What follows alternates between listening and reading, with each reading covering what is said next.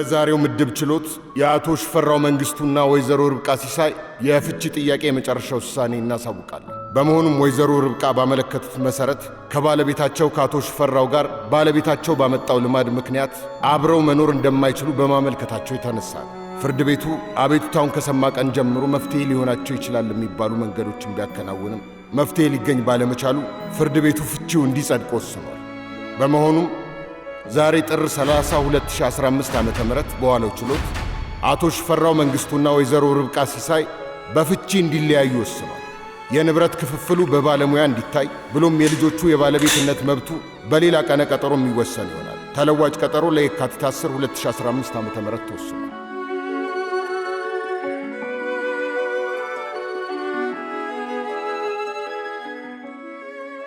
እዚህ መንገድ ላይ የደረስነው ብዙ ተጉዘን መጥፎ ጊዜያቶች ተፈራርቀውብናል። ግን መጨረሻው ይሄው ነው።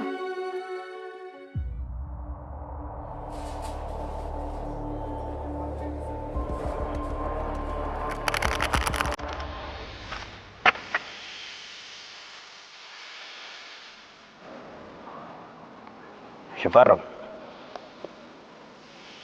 ሂድ እንጂ ፈራህ እንዴ?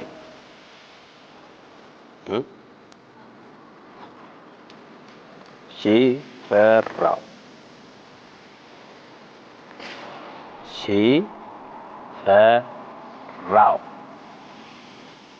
መቼም ልትፈራ አትችልም። ስምህ ራሱ ይከለክልሃል። ዝም ማለት አልችልም? አልችልም። ለዚህ ነገር አዲስ ነህ ልበል? ለምን ጠየቅ? እንደው ለማወቅ አይቻልም? አግብተሃል? እርግጠኛ ነኝ ሚስት በዚህ ሰዓት እዚህ እንዳለ አታውቅም። ቆንጆ ነች?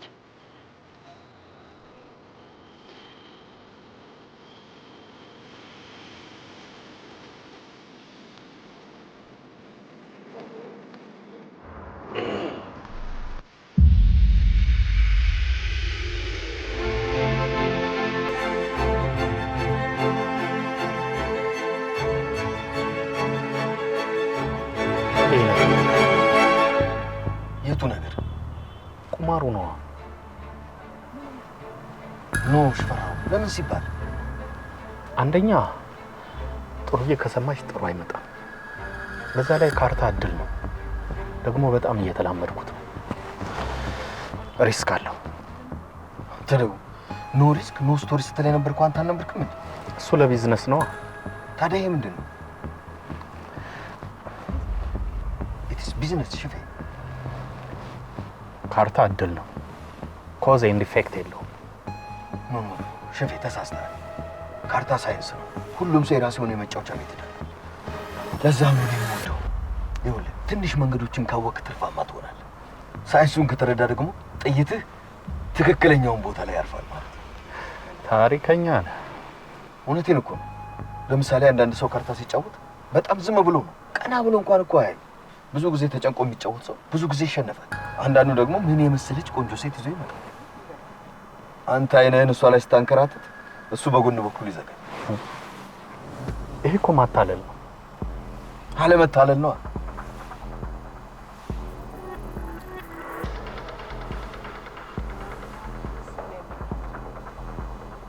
ለማንኛውም ግስላ የሚባል ሰው አለ። ግስላ? አዎ፣ ለደህንነቱ ስለሚፈራ ትክክለኛ ስሙን ማንም ሰው አያውቀው። እሱ እዚያ ይጠፋል። አንተ ደግሞ አዲስ ስለሆንክ ከአንተ ጋር መጫወት ማፈለጉ አይቀርም እና ደግሞ ብዙ ነገር ነው የሚያወራው ጫወታ ላይ። ስሜት የሚሰጡ ነገሮችን ሊያወራ ይችላል፣ ግን አውቆ ተረጋግተህ እንዳታስብ ሊያደርግ ደግሞ ብዙ ጊዜ እንደዚህ ነው የሚያደርገው። እና እሱን ማሸነፍ ከቻልክ ለአንተ በጣም ትልቅ ነው። ከተሸነፍኩም እንደዛው።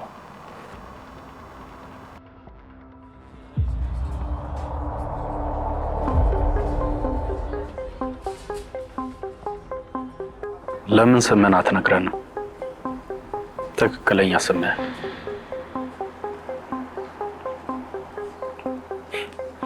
የፈራህ የምትመስለው እንደውም አንተ ነህ። ያለነው እኮ ገዳም አይደለም። ያለንበትም ቦታ በደንብ ታውቃለህ። የክርስትና ስሜ ልንገር፣ ስትሞት እንድታጸድቀኝ። እንደማትቀድመኝ በምን አውቃለሁ? ጦር ራስን በራስህ እጅ አጠፋ።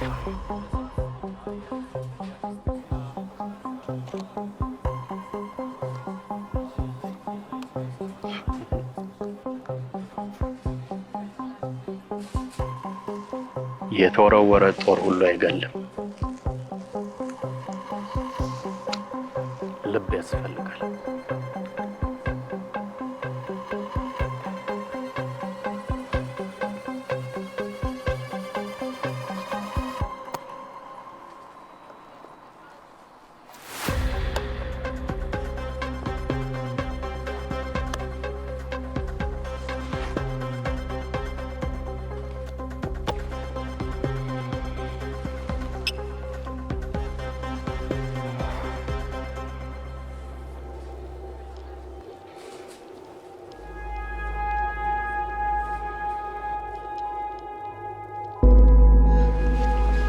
ምንም የደበቅኩሽ ነገር የለም። ሁሉም ነገር እንዳለ ነው። የተቀየረ ነገር የለም። ለምን አትረጋጊ? ውሸታም ነህ፣ ውሸታም። ቆይ እንዲህ አይነት ሰው ስትሆን ዝም እንድል ነበር የጠበቅከው? ሽፈራው፣ ልጆቼ እንደዚህ አይነት አባት እንዲኖራቸው አልፈልግም። በቃ። እንዴት አይነት ሰው ሆንኩብሽ? ለልጆቼ የማልሆን ሰው ሆንኩብሽ? ንገሪኝ። አዎ፣ ትሰማኛለህ? ሲጋራ ትሸታለህ። እስኪ ራስን አስተውለው። እሺ፣ ይሄ ሁላ ገንዘብ ከየት መጣ? ሰርተኸው ነው? በአንድ ቀን ይሄን ሁላ ገንዘብ ከየት አመጣኸው? ትሰማኛለህ? እኔ እንደዚህ አይነት ወንጀለኛ ባል እንዲኖረኝ አልፈልግም። ወንጀለኛ? አዎ፣ ወንጀለኛ። ወንጀለኛ? አዎ።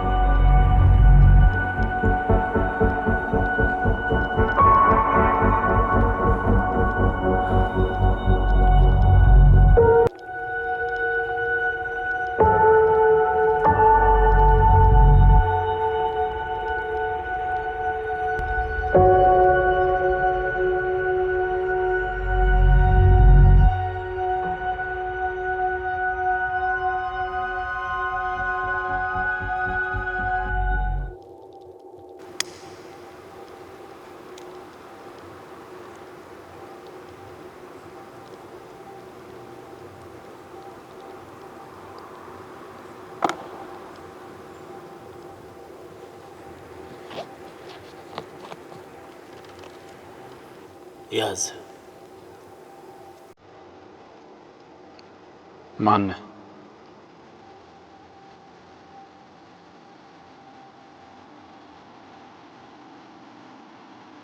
የማይመለከትን ጥያቄ ጠይቅ።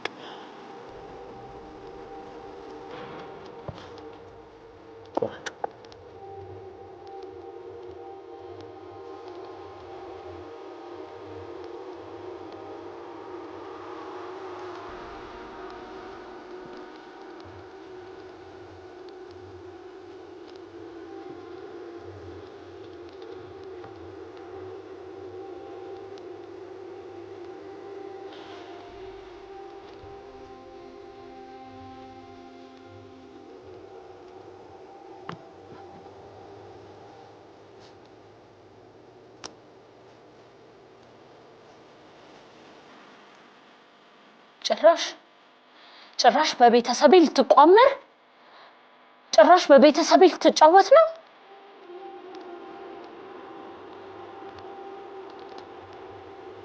ጣል ምን ተራው ያንተ ነው።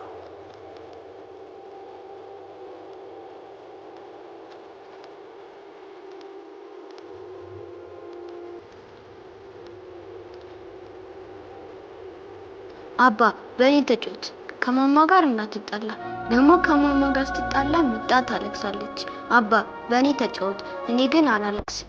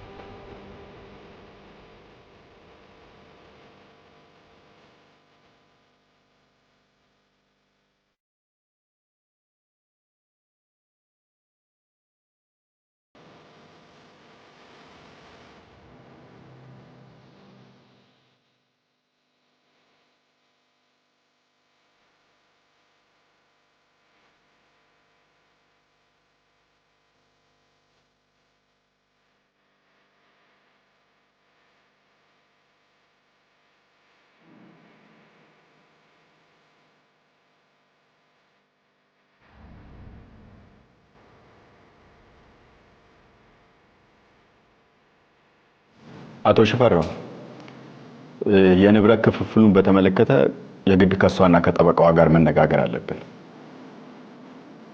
እሱን አንተ መጨረስ አትችልም? አንተ ብትኖር ጥሩ ነው። የቤቱ ካርታ አንተ ጋር አይደል ያለው?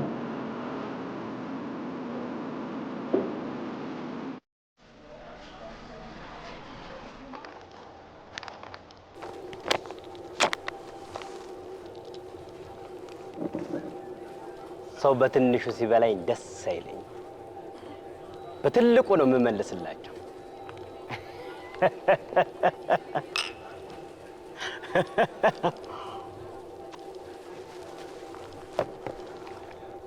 አዝናለሁ።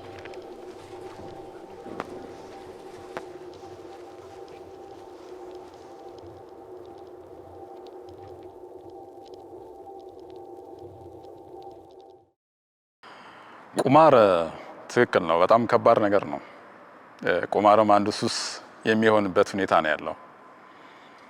ቁማር ስንል መጀመሪያ ራሳቸውን የሚያሳምኑት ኖርማል ጨዋታ፣ ምንም ከወንጀል ጋር ያልተገናኘ ነገር ግን ጊዜ ማሳለፊያ ተብሎ ይጀመርና እነኚህ ነገሮች ሳንቲም ይዞ ሲመጡ ወደ ሳንቲም ሲቀይሩ አንዱ በይ አንዱ ተበይ በሚሆኑበት ሰዓት ላይ በከፍተኛ ደረጃ የተበላው ሰው ያንን ለማስመለስ ሲል ጥልቅ ብሎ የሚገባበት እልህ ያዘው ወደዚህ ወንጀል ውስጥ ወደ ሌሎች ወንጀሎች ስም ሊያስከትቶ የሚችል ባይኖረውም እንኳን ማናቸውንም ዋጋ ከፍሎ ወደዛ ቁማር ጨዋታ ውስጥ የሚከተው ከባድ ሱስ የሚያስይዝ ነገር ነው።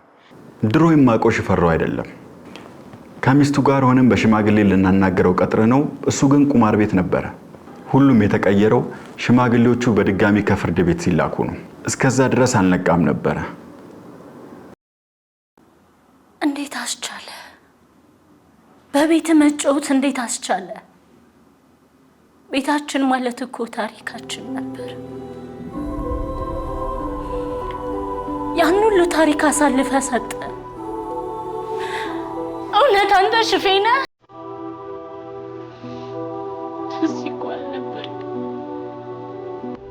ይቅርታ አድርጊልኝ።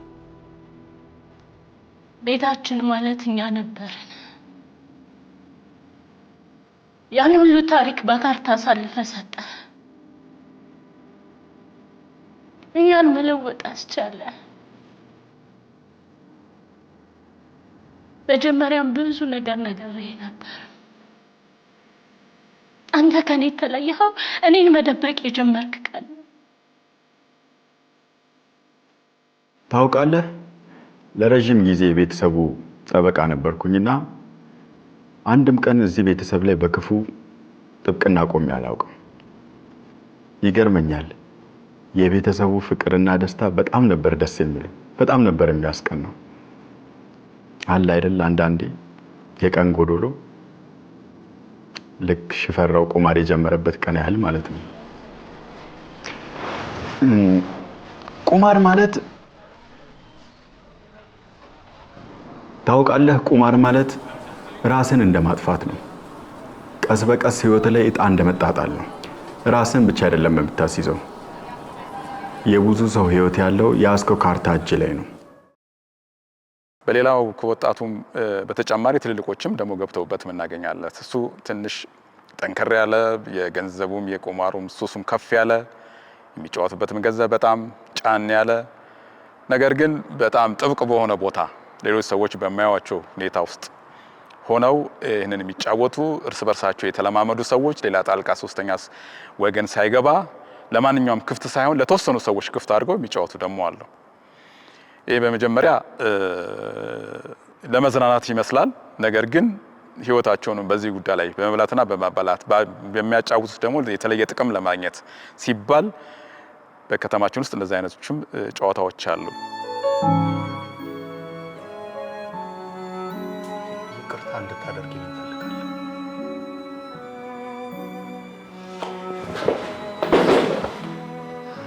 ድጋሚ ቤታችን እንድንሰራ እፈልጋለሁ። ይቅርታ አድርጊልኝ። አሁን ረፍዷል ሽፈራው። ደግሞ ቤተሰቤን የቀማኝ ካርታ አይደለም አንተ ነህ። እምነቴን አጉድለሃል።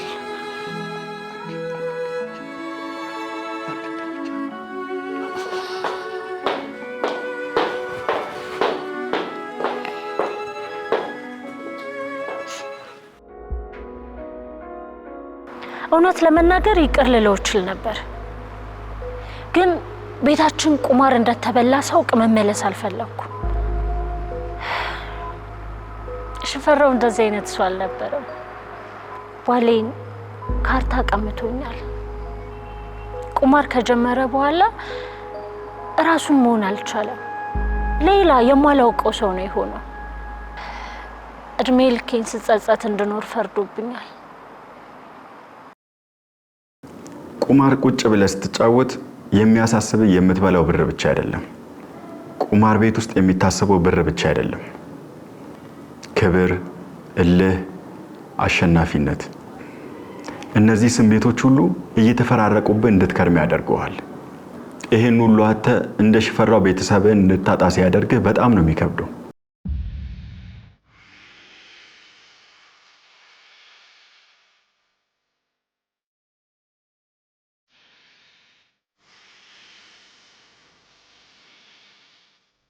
ግን የቤተሰቤ ታሪክ እንዲሁ እንዲቋጭ አልፈለኩም። ምናልባት እንደገና ማስተካከል ከቻልን ብዬ በጣም አሰብኩበት። ቤታችንን አጣን፣ ልጆቻችን ተጎዱ። በጣም ይፈራሉ። ትንሽ ነገር በጣም ታስፈራቸዋለች። ይሄ ሆኖ ደግሞ በዋሌ ቁማር ምክንያት ነው። ሁላችንም ተስፋ ቆርጠናል። ይህን ጨለማ ጊዜ መቼም አልረሳውም። መቼ ግን ሁሉንም ነገር እንደ አዲስ ለመጀመር ወሰንኩ።